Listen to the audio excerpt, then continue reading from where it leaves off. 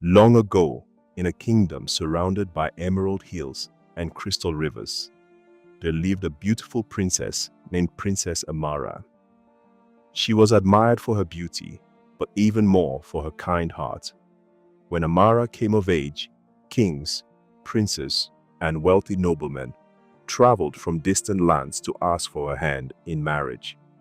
They arrived with golden chariots, expensive gifts, and promises of luxury. But Princess Amara had one wish. "I don't want a husband because of his crown," she said.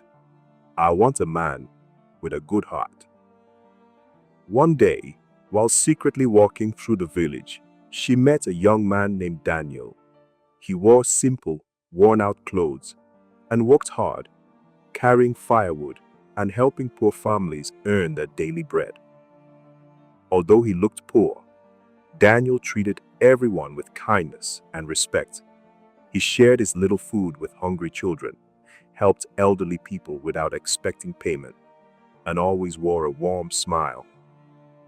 The princess found herself falling in love with his gentle heart. When the royal family discovered her decision, they were shocked. "A princess cannot marry a poor man," the king declared, but Amara refused to change her mind. "I choose the man whose heart is rich, even if his pockets are empty." With tears in their eyes, her parents allowed the marriage. After the wedding, Princess Amara left the palace behind.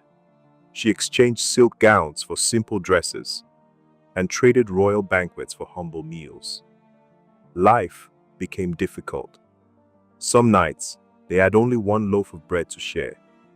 Sometimes the rain leaked through the roof of the tiny house. People laughed at the princess. "Look at her," they whispered.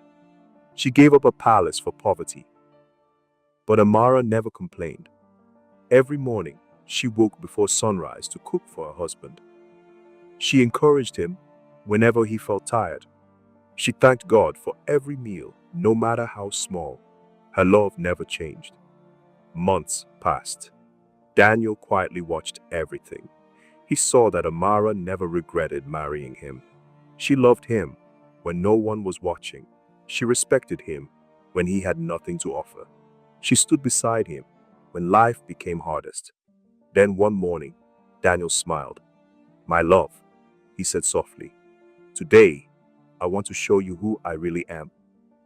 Confused, Amara followed him through a long forest. Hours later, they arrived at the gates of the largest kingdom she had ever seen. Golden banners danced in the wind. Thousands of royal guards stood in perfect formation. As the gates opened, soldiers immediately knelt before Daniel. "Welcome home, Your Royal Highness." Princess Amara froze. Daniel slowly removed the simple cloak he had worn for months. Underneath was magnificent royal clothing, embroidered with gold. "My name is not just Daniel," he said. "I am Prince Daniel, the only son of the greatest king in all the neighboring kingdoms." Amara stood speechless. "I disguised myself as a poor man because I wanted a wife who would love me for who I am, not for my throne." Tears filled her eyes. Daniel gently held her hands.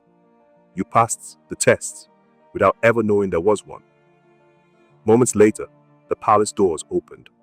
An elderly king stepped forward with a smile. "My son," he said proudly, "you have found the queen this kingdom has been waiting for." The kingdom celebrated for many days. Princess Amara was crowned queen, not because she married a prince, but because she proved that true love remains faithful through hardship.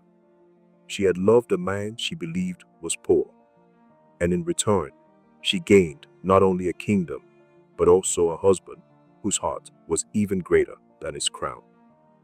From that day forward, they ruled with kindness, humility, and justice, always remembering the small house where their greatest treasure had been tested.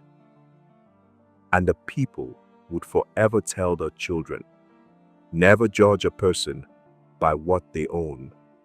A humble heart may hide the greatest treasure of all.